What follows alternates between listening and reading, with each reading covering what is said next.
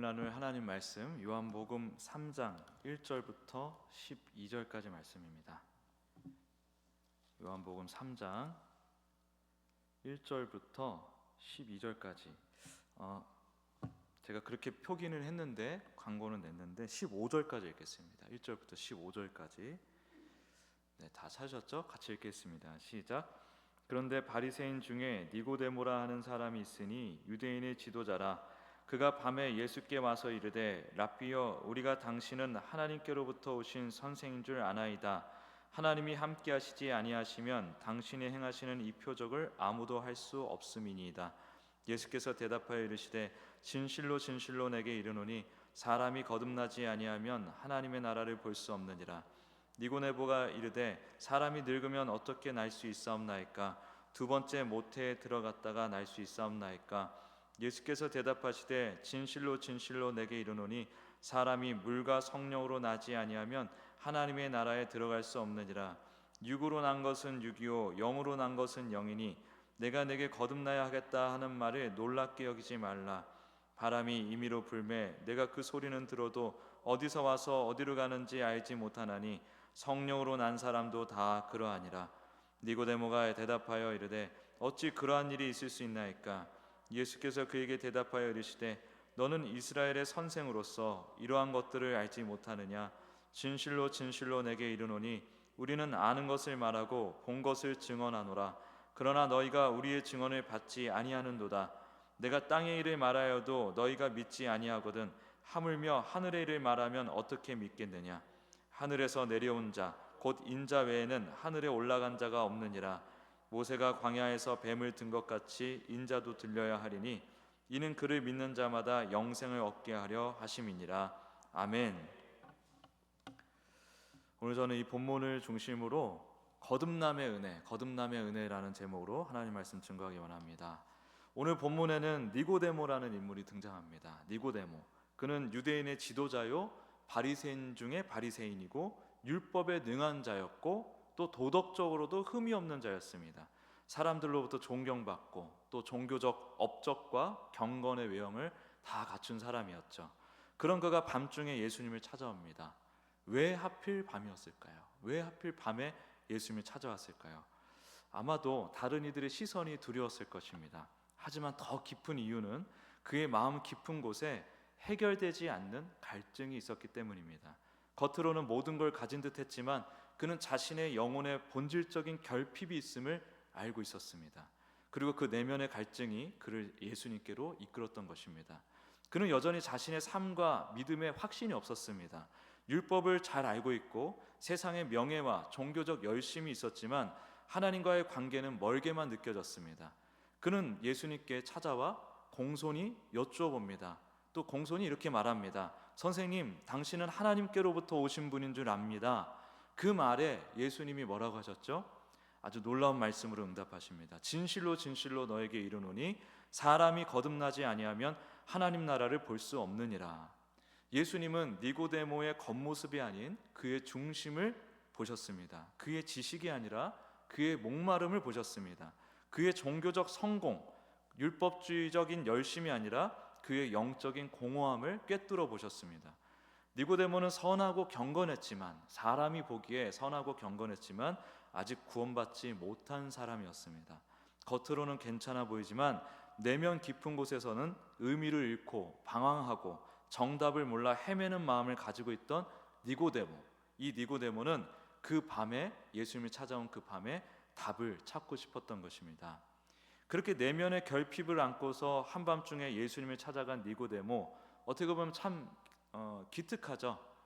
열심을 가지고 예수님을 이때 반드시 내가 찾아가야 하리라 하는 마음을 가지고 이렇게 찾아간 거 아닙니까? 되게 기특한 모습입니다. 어쩌면 그러한 열심에 대한 칭찬을 기대했을지도 모르겠습니다. 그러나 니고데모에게 예수님은 이렇게 말씀하십니다. 3절을 같이 한번 읽어볼까요? 3절 시작. 진실로 진실로 내게 이르노니 사람이 거듭나지 아니하면 하나님 나라를 볼 수 없느니라. 아멘. 니고데모가 당황을 하죠. 거듭난다니요? 나이가 들었는데 어떻게 다시 태어납니까? 엄마 뱃속으로 다시 들어갑니까? 이게 이제 니고데모가 예수님과 지금 기싸움을 하는 게 아니고 그 니고데모의 생각, 니고데모가 가지고 있던 그런 율법주의로는 도무지 이해가 되지 않기에 다시 한번 재차 여쭤본 겁니다. 그리고 니고데모에게 이 말씀은 굉장히 충격적인 선언일 수밖에 없는 게, 니고데모는 율법주의의 회의를 느꼈던 사람으로서 더 나은 길은 없을까? 이걸로는 안 되는 것 같은데 뭔가 방법이 없을까? 어떻게 하면 하나님 앞에 좋은 사람, 도덕적인 사람, 종교적으로 완벽한 사람으로 제대로 인정받을 수 있을까 하는 생각을 가지고 왔거든요. 어떻게 하면 내 영혼의 결핍, 갈망을 해결할 수 있을까? 그것을 이 세상에 내가 할 수 있는 가능한 것이 있지 않을까 하는 생각으로 가지고 왔다는 거예요. 그러니까 율법주의의 회의를 느끼면서 율법주의적 해답을 구하고 있었던 한계를 가지고 있었던 것입니다, 이 니고데모가. 그런데 예수님은 니고데모에게 더 나은 길이 있어. 내가 이렇게 방향을 잡고 노력을 하면 네 문제가 해결될 거야. 더 나은 사람, 더 좋은 사람이 될 수 있어 라고 말씀하시지 않으셨어요. 그러니까 니고데모의 기대, 또 가지고 있던 생각과 전혀 다른 말씀을 하신 것입니다. 예수님은 뭐라고 하셨냐? 완전히 새로 시작해야 된다. 완전히 거듭나야 된다. 완전히 바뀌어야 한다. 그것은 니고데모의 종교적 노력, 도덕성, 사회적 지위, 위치, 신학적 지식, 그 모든 것이 거듭남에 있어서 무가치하다는 것을 지적하신 것입니다. 무의미하다. 그런 게 아니야. 좀 더 나은 사람이 되는 거, 그런 거 아니야. 우리의 노력으로 어떻게 할 수 있는 게 아니야. 그런 걸로는 너의 존재가 해결될 수가 없어. 완전히 거듭나야 해. 그래야 하나님 나라에 이룰 수 있어. 이렇게 말씀하신 거라는 거예요. 이렇게 또 말씀하시면서 6절에 어떻게 말씀하시죠? 6절, 육으로 난 것은 육이요 영으로 난 것은 영이라. 이것은 뭐냐면 거듭남의 본질, 거듭남의 진정한 의미에 대해서 말씀하고 계신 거예요. 거듭남이 도대체 뭐냐? 세 가지로 살펴볼 수 있는데, 일단 우리는 무엇으로 태어나죠? 예? 육으로 태어납니다. 육. 이 성경의 말씀에 의하면 육으로 태어납니다. 모두가 육으로 태어나 이 땅을 살아가지만 구원을 받고 하나님 나라에 속하기 위해서는 영으로 다시 태어나야 합니다. 거듭남은 우리의 도덕적 향상이나 결심, 경건한 어떤 습관, 이미지, 상상 이런 걸로 이루어지는 것이 아니라는 거예요. 거듭남은 오직 성령의 역사로, 하나님의 은혜로만 가능한 일입니다. 바람처럼 눈에 보이지는 않지만 분명히 역사하시는 그 성령의 은혜로. 이게 무슨 얘기냐면 오기 전까지는 몰라요. 오면 알아요. 예수님을 믿기 전까지는 몰라요. 근데 예수님을 믿고 난 그 은혜를 입고 난 후에는, 믿는 그 은혜를 입고 난 후에는 알아요. 왔구나, 성령님이. 그런 걸 그렇게 우리가 이해하면 됩니다. 그렇게 바람처럼 눈에 보이지 않지만 분명히 역사하시는 성령님의 은혜로 우리는 전혀 새로운 존재로 다시 태어나게 되는 것입니다. 이게 이 말씀에 담겨진 거듭남의 첫 번째 의미입니다. 오직 성령님의 은혜 안에서, 은혜 가운데 거듭날 수 있다. 오직 성령님의 은혜로만 거듭날 수 있다. 여러분, 이 은혜가 없으면 누구도 구원받을 수 없습니다. 그러나 이 은혜가 임하면 누구든지 구원받을 수 있습니다. 가장 도덕적인 니고데모도 가장 망가진 것처럼 보이는 어떠한 인생이라 할지라도 모든 죄인들에겐 똑같이 바로 이 성령님의 은혜로 인해 거듭남이 필요하다는 거예요. 그게 구원이죠. 거듭남의 첫 번째 의미, 성령님의 은혜로 인한 구원. 또 한 가지, 영으로 난 것은 영이라 라는 이 말씀은 우리의 정체성을 밝혀주고 있습니다. 이것이 이 말씀에 담겨진 거듭남의 두 번째 의미예요. 우리의 정체성이 무엇이냐? 예수님께서 영으로 난 것은 영이라고 말씀하신 이유는 우리가 단지 이 땅의 존재로 시작된 것이 아니기 때문입니다. 에베소서 1장 4절은 이렇게 말합니다. 곧 창세전에 그리스도 안에서 우리를 택하사, 곧 창세전에 그리스도 안에서 우리를 택하사. 이는 우리가 이 땅에 육으로 태어나기 훨씬 이전에 영원의 차원에서 하나님의 품 안에서, 하나님의 마음 안에서 이미 계획되고 탄생하고 또 존재하고 사랑받는 존재였다는 뜻이에요. 창세전에 이미 우리가 하나님 앞에 존재하고 하나님께로부터 택정을 받아 사랑받는 존재였다는 뜻입니다. 그럼에도 불구하고 하나님의 뜻 가운데 각자의 때에 이 세상에 보냄을 받은 우리, 이 세상에 보냄을 받은 우리, 1984년 2월 15일에 이 땅에 보냄을 받은 송결, 그렇게 보냄받은 우리는 이 땅에서 육으로 난 것처럼 살아갑니다. 육으로 난 것처럼. 하나님 없이도 충분히 살 수 있다고 착각하며 세상의 가치와 기준에 휘둘리며 살아가는 거예요. 본래 육으로 난 자처럼 그렇게 살아가는 것입니다. 그런데 하나님으로부터 난 영으로 난 자가 이 땅에 보냄을 받아 다른 사람들과 똑같이 죄 안에 갇혀 육으로 난 자처럼 살아가는 건데, 우리의 정체성은 육으로 난 자가 아니라 영으로 난 자란 말이에요. 세상 안에서 난 자가 아니라 하나님 안에서 난 자란 말이에요. 니고데모는 그렇게 본래의 신분을 망각하고 죄 안에서 율법주의, 공로주의, 종교주의를 표방하며 육으로 난 자처럼 스스로를 구원하고자 애쓰는 하나님의 자녀들, 아직 깨어나지 못한 하나님의 자녀들을 상징하는 자예요.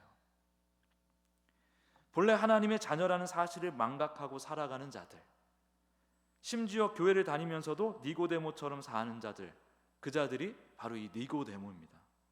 누구도 죄를 스스로 극복할 수 없고 이러한 우리의 한계를 극복할 수 없으므로 결국에는 우리 모두가 니고데모예요. 우리 모두를 상징하는 게 니고데모입니다. 그러니까 예수님이 니고데모에게 하시는 말씀은 오늘 우리에게 하시는 말씀이라는 겁니다. 뭐라고 하십니까? 너는 반드시 거듭나야 한다. 이렇게 우리에게 말씀하시는 거예요. 이 말은 뭐냐면 너의 본래 자리로 돌아오라 라는 거예요. 너의 정체성을 회복하라는 부르심인 거예요. 거듭남은 성령님의 은혜로 말미암은 구원입니다. 새 출발입니다. 그러나 여기에 그치지 않아요. 하나님께 택정받은 자로서 본래의 신분과 영적인 실존을 되찾는 회복의 은혜, 이게 거듭남입니다. 그러니까 성령님이 임의로 불어오잖아요. 그렇죠? 몰라요. 오기 전까지는 몰라요. 와서 그 성령님의 은혜 가운데 우리가 예수님을 믿음으로 인하여 신분이 거듭납니다. 우리의 신분이 거듭나요. 그리고 나서 또 그 거듭남의 두 번째 의미가 우리에게 드러나는 것이 바로 이것처럼, 내가 육으로 난 자가 아니었네, 영으로 난 자였구나, 땅에 속한 자가 아니었네, 내가 창세전에 택정받은 하늘에서 난 자였구나, 하나님 품에서 난 자였구나 라는 것을 깨닫게 된다는 거예요. 이해되셨나요? 창세전에 택정받은 그 자녀가 각자 할 때 이 세상에 보냄을 받잖아요. 태어나잖아요. 그리고 예수님 없는 인생을 살다가 예수님을 반드시 믿게 되어 있더라 이 말입니다. 그리고 예수님을 믿는 그 자는 거꾸로 이렇게 추적해 보니까, 말씀을 통해서 추적해 보니까, 이 땅에서 그냥 우리가 어떻게 하다가 예수님 믿게 된 게 아니고, 선택한 게 아니고, 하나님께서 하나님의 자녀를 이미 먼저 택정하시고 이 땅에서 예수를 믿게 하셨다는 거예요. 그것을 깨닫게 된다는 것입니다. 오기 전까지는 몰라요. 예수님을 믿게 되는 그 은혜가 임할 때에 우리가 그것을 알게 되는데, 임하고 나서도 모르는 자들이 있죠. 그러나 오늘 같은 이런 말씀을 통해 이제 알아야 되는 것입니다. 또 하나님은 계속해서 알려주실 거예요. 너는 하늘에서 난 자야, 하나님께로부터 난 자야, 이 땅에 속한 자가 아니야 라는 우리의 정체성을 분명하게 밝혀주실 것입니다. 그렇다면 니고데모는 어떻게 되었을까요? 단지 그날 밤에 대화로 끝났을까요? 아닙니다. 요한복음 7장에 보면 니고데모는 동료 그 바리새인들이 막 예수님을 막 참수하고 막 음모를 짜고 그럴 때 조심스럽게 예수님을 변호하죠. 그리고 요한복음 19장에서는요, 예수님의 장례를 위해서 아리마대 요셉, 그 유명한 아리마대 요셉과 함께 공개적으로 내가 예수님의 장례를 우리가 알아서 잘 치르겠노라 하면서 공개적으로 예수님의 제자임을 천명하며 나섭니다. 공허함과 의심과 불안함에 휩싸였던 니고데모는 세월이 흘러서 더 이상 어둠을 두려워하지 않는 자가 되었습니다. 빛 가운데 바로 예수님과 함께 살아가면서 변화된 거예요. 더 이상 밤을 두려워하지 않고 빛 대신 예수님을 공개적으로 따르는 제자로 변화된 것입니다.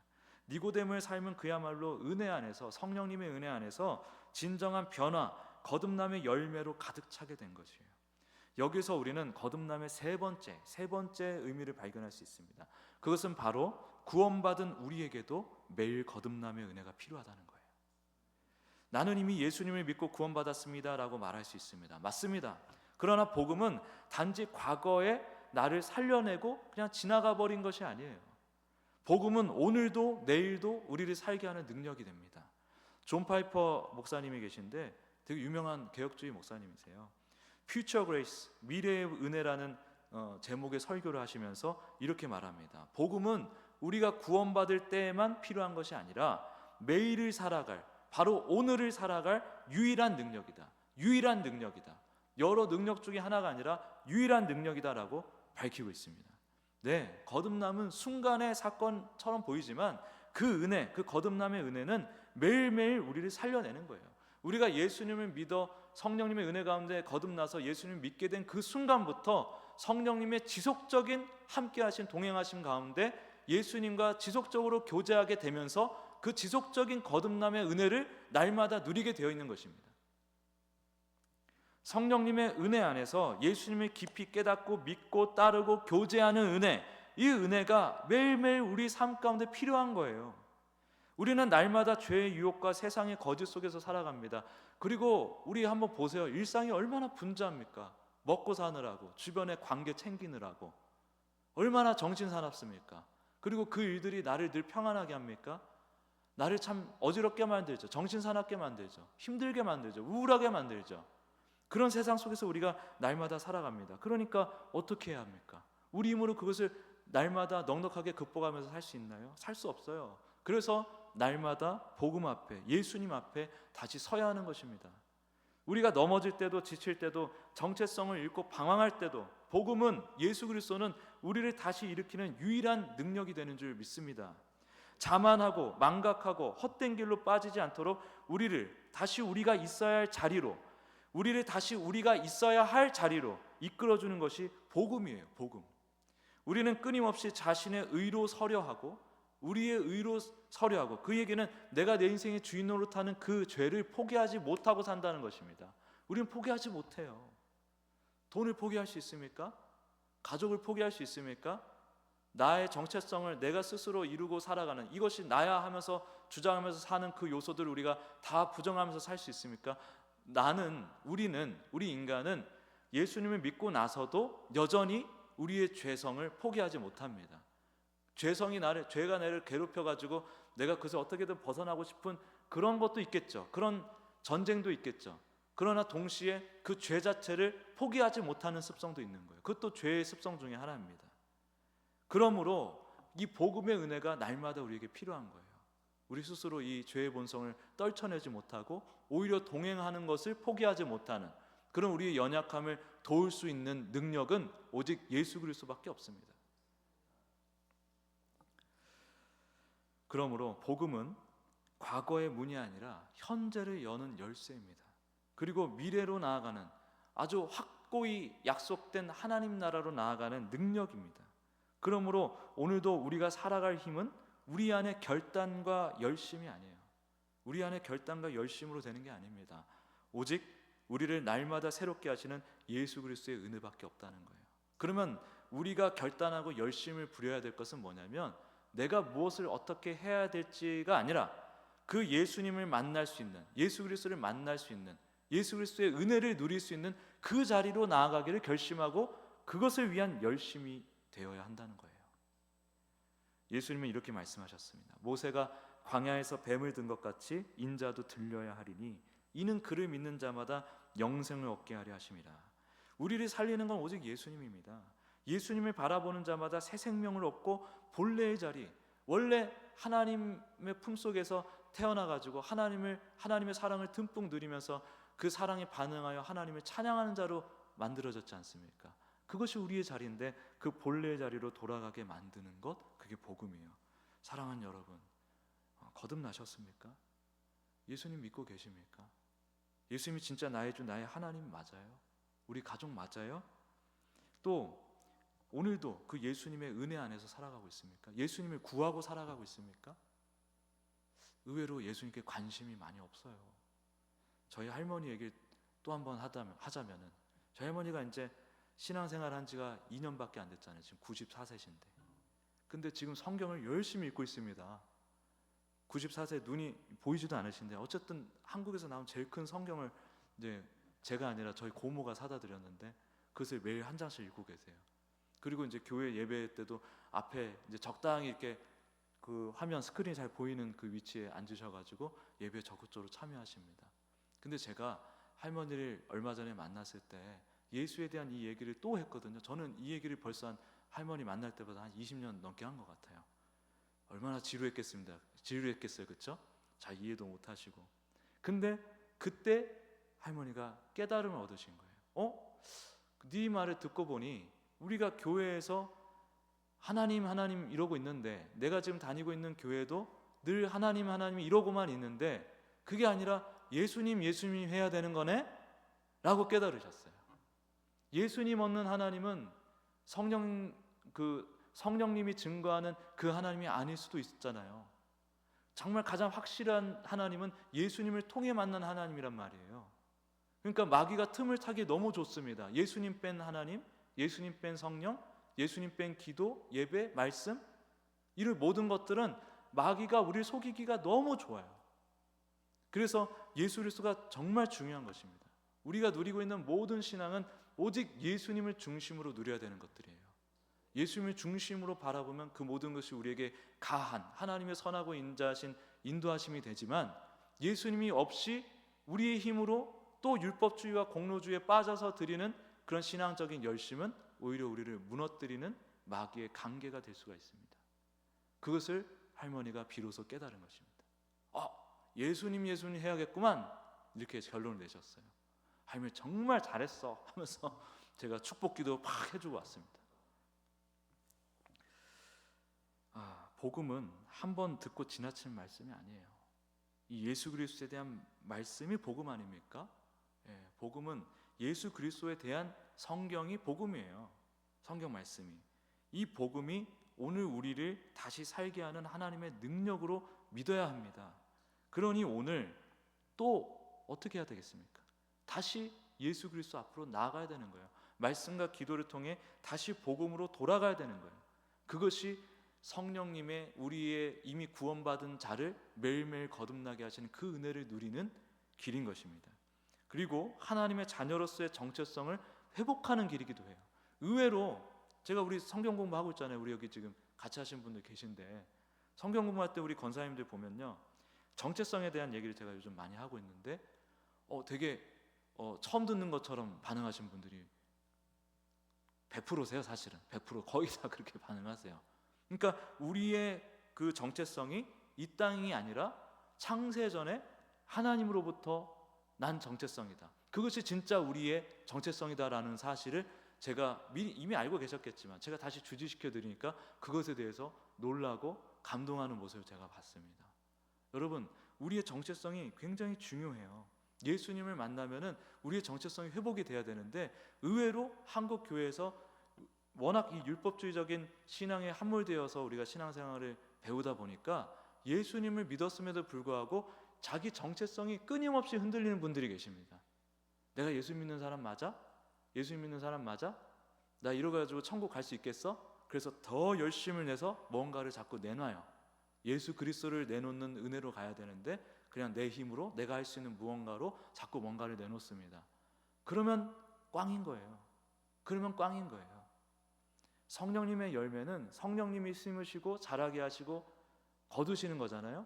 성령님이 우리에게 뭘 심으십니까? 성령님의 은혜로 우리가 거듭났잖아요. 그 거듭남, 뭘 우리에게 심으신 것입니까? 예수 그리스도를 심은 거예요. 그럼 예수 그리스도를 심은 그 자리에서 뭐가 자라야 됩니까? 예수 그리스도의 나무가 자라고 또 뭐가 맺혀야 돼요? 예수 그리스도의 과실이 맺혀야 되는 거 아닙니까? 그거 성령님이 그걸 하신다는 거예요. 그거를 우리가 이해하고 받아들이고 누리면 되는데, 내가 막 나를 한번 키워보겠다고, 내가 나를 한번 그리스도의 장성한 분량으로 한번 끌어내보겠다고 애를 쓰고 있다는 거죠. 성령님이 그렇게 하시겠다라는 것을 믿으면, 잘 믿은 만큼, 순도 100%로 믿는 만큼 성령님의 그 역사를 우리가 적나라하게, 아주 노골적으로 풍성하게 누리게 될 터인데, 그것을 오히려 못 누리고 우리의 열심에 함몰되어서 그것을 못 보고 못 누리는 경우가 너무 많더라는 거예요. 왜 그런가? 우리의 정체성이 불분명하기 때문에 그렇습니다.